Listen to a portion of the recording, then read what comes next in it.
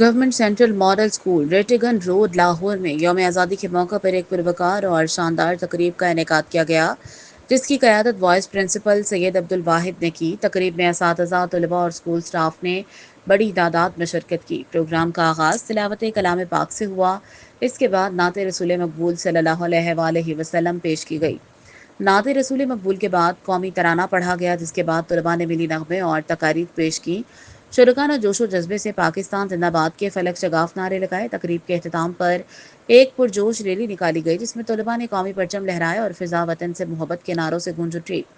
اس موقع پر vice principal سید عبدالواحد نے اپنے پیغام میں کہا، یوم آزادی ہمیں قربانی، اتحاد اور محنت کا درس دیتا ہے۔ ہمیں اپنے وطن کی ترقی کے لیے علم، کردار اور خدمت کے جذبے سے آگے بڑھنا ہوگا۔ نئی نسل ہی پاکستان کا مستقبل ہے اور ان کی بہترین تربیت ہی ہماری اصل کامیابی ہے۔ تقریب کے آخر میں عرض پاک کی ترقی، سلامتی اور خوشحالی کے لیے خصوصی دعا کی گئی۔ H M Fayaz, PNP news channel, Lahore.